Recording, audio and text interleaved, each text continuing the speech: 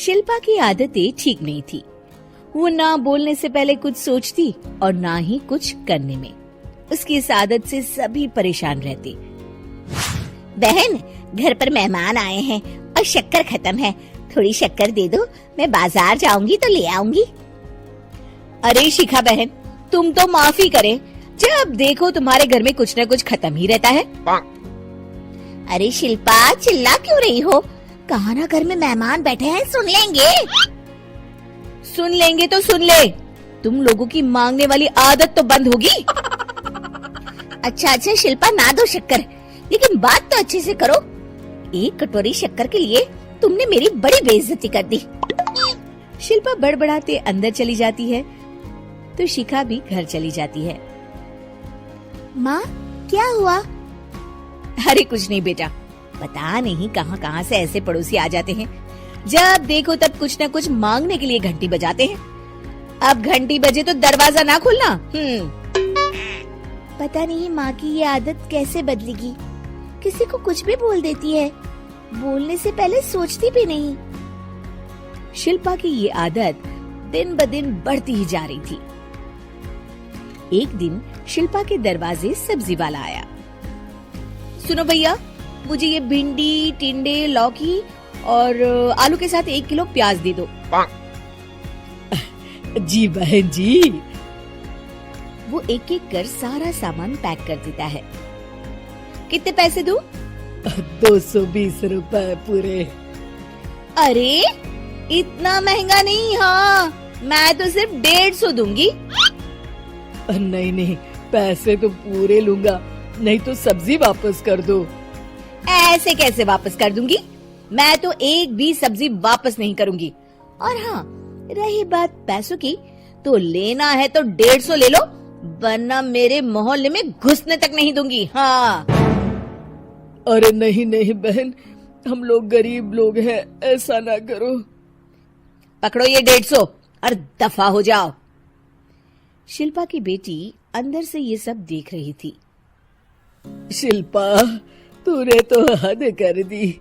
बेचारा गरीब आदमी, उसका तो गुजारा ही इसी से होता है। बोलने से पहले सोचा कर बेटा। माँ आप चुप रहो, घर चलाना बच्चों का खेल नहीं, और वैसे भी इतनी महंगी सब्जी थोड़ी ना होती है। आपको तो सिर्फ खाने से मतलब है, लेकिन मुझे तो सब सोचना पड़ता है ना। शिल्पा की सास ये बात सुनकर दुखी हो जाती हैं। शिल्पा की बेटी शिल्पा की ये सारी बातें सुन रही होती है। शिल्पा की बेटी एक दिन माँ से कहती है, माँ, ओ माँ, जरा यहाँ तो आना। ओहो, क्या हुआ? क्यों चिल्ला रही हो ऐसे बेटा? हुआ क्या? ये देखिए मेरी स्कूल की ड्रेस कितनी गंदी हो गई है, इसे कौन धोएगा? लेकिन ये तो साफ है बेटा, मैंने अपने हाथ से खुद साफ किया है। माँ, ये ड्रेस इतनी गंदी है कि मैं इसे पहन ही नहीं सकती। चलो मुझे बाजार से नई दिलाओ। शिल्पा दुखी हो जाती है और वहाँ से चली जाती है कि तभी सामने उसकी सास मिल जाती है। शिल्पा, अरे ओ शिल्पा, ये क्या सब्जी बनाई है? ऐसे भी कोई सब्जी बनाता है? शिल्पा सास की इस हरकत से सकते में आ जाती है। अरे माँ को तो मैं जो बना दूं उन्हें वो पसंद आ जाता था, फिर आज वो ऐसा व्यवहार क्यों कर रही हैं? शिल्पा कुछ समझ पाती कि थोड़ी ही देर में उसका पति आ जाता है। अरे शिल्पा, ये क्या है? क्या हुआ आपको? ये मेरी अलमारी पूरी अस्त व्यस्त है, तुमसे कोई काम नहीं होता है, सारा दिन पता नहीं क्या करती रहती हो। अरे मैंने तो सारी अलमारी साफ रखी है। इसे तुम साफ कहती हो? ये तो पूरा कूड़ादान लग रही है। शिल्पा परेशान हो जाती है और समझ नहीं पाती है कि उसके साथ क्या हो रहा है। शिल्पा अकेले कमरे में जाती है और जोर जोर से रोने लगती है। तभी वहाँ उसका पति, सास और बेटी आ जाते हैं। शिल्पा उन लोगों को देखकर और जोर जोर से रोने लगती है।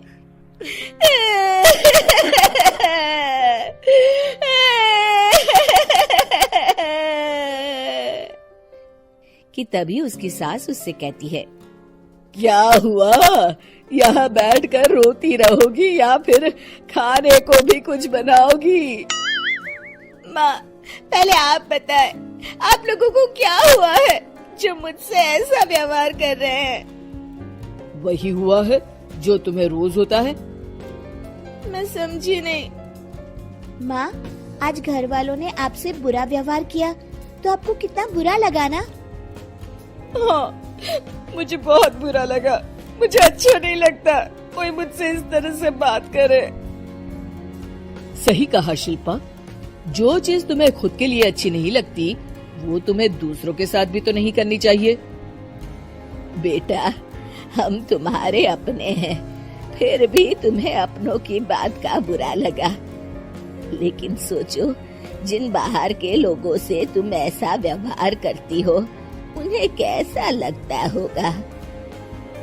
हाँ माँ, आप सच कह रही हैं। मैं आप लोगों से माफी मांगती हूँ। मुझे कड़वा नहीं बोलना चाहिए।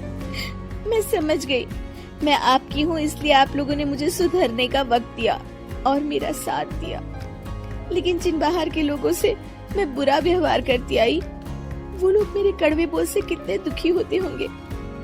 मैं वादा करती हूँ, आज से ऐसा व्यवहार किसी के साथ नहीं करूंगी। सीख, हमें दूसरों के साथ वैसा ही व्यवहार करना चाहिए जो हम खुद के लिए अपेक्षा करते हैं।